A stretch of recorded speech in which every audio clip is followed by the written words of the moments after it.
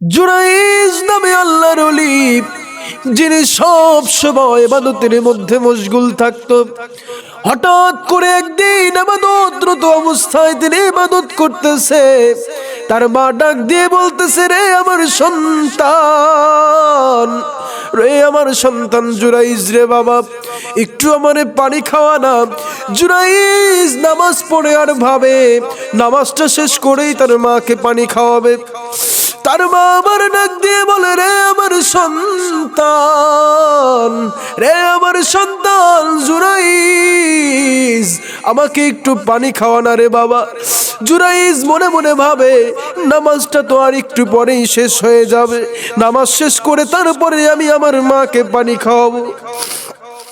সম্মানিত ভাইরা আমার, জুরাইজের মা কষ্ট পেয়ে রেগে গিয়ে শেষবারের মতো সন্তানকে ডাক দেয়, রে আমার সন্তান জুরাইজ, রে আমার সন্তান, বড্ড বেশি তৃষ্ণা পেয়েছে গো, আমাকে একটু পানি খাওয়ানা রে জুরাইজ। জুরাইজ মনে মনে ভাবে নামাজটা শেষ করেই পানি খাওয়াবো, নামাজটা এখনই শেষ হয়ে যাবে। জুরাইজের মা সন্তানের কাছ থেকে কোনো রেসপন্স না পেয়ে আল্লাহর কাছে দুটো হাত তুলে বলে, ওগো মালিক, আমার সন্তানকে আমি পানি খাওয়াইতে বললাম, কিন্তু আমার সন্তান আমাকে পানি খাওয়াইলো না। আল্লাহ তাআলা, এমন না ফরমান সন্তানকে তুমি বেশ্যার ফিতনায় না ফেলে মরণ দিও না। দোয়া করে দিল, বদদোয়া করে দিল, কবুল করে নিল কে? সম্মানিত ভাইরা আমার, সঙ্গে সঙ্গে আল্লাহর দরবারে কবুল হয়ে গেল। বন্দুকের বুলেট যেমন মিস হয় না, মা বাবার দোয়া বদদোয়াও কিন্তু মিস হয় না। সম্মানিত ভাইরা আমার, এইবার জুরাইজের বাপ হাত তুলে আল্লাহর কাছে বলল, গো মালিক, আমার সন্তানটারে তুমি বেশ্যার ফিতনায় না ফেলে মরণ দিও না। কবুল করে নিল আল্লাহ। তার কিছুদিন পরে জুরাইজ ইবাদতরত অবস্থায় আছে, হঠাৎ করে তার দরজায় কে যেন কড়া নাড়ে। জুরাইজ দরজা খোলার সঙ্গে সঙ্গে লক্ষ্য করলো একজন বেশ্যা, পতিতা মহিলা, পতিতা একজন নারী তার কাছে এসেছে। এসে জুরাইজের ইবাদতখানার ভিতরে ঢুকেছে। জুরাইজকে ডাক দিয়ে বলতেছে, জুরাইজ, আসো আমরা দুইজন মিলে মিলিত হই, আসো আমরা দুইজন মিলে জেনার মধ্যে লিপ্ত হই। কেউ দেখতে পারবে না, কেউ জানতে পারবে না, কেউ দেখতে পারবে না রে জুরাইজ। আসো আমরা দুইজন মিলিত হই, নিজেদের মনের খায়েশ আমরা পূরণ করি। জুরাইজ বলতেছে, না না না, কেউ না দেখলেও তো একজন দেখতে পারবে, তিনি কে? কেউ না দেখলেও ওই আমার আল্লাহ দেখতে পারবে।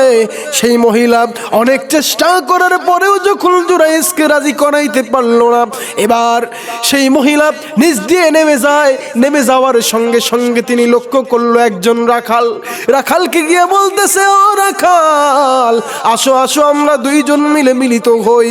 রাখাল তো মনে মনে খুব খুশি, রাখাল আর সেই বেশ্যা মিলিত হয়ে গেল। তার কয়েক মাস যাবার পরে সেই বেশ্যা মহিলার পেটটা ফুলে গেল, পেটটা ফুলে বাচ্চা হয়ে গেল।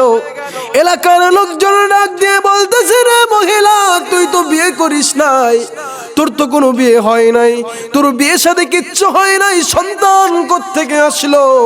সেই মহিলা তখন ডাক দিয়ে বলতেছে, ওই যে তোমাদের আল্লাহর ওলি, ওই যে আল্লাহর ওলি জুরাইজ, ও আমার সঙ্গে অবৈধভাবে মেলামেশা করেছে, আমাকে জোর করে মেলামেশা করে আমার চরিত্র হরণ করেছে, ও আমার চরিত্রটা নষ্ট করেছে, আমার পেটে ওর সন্তান।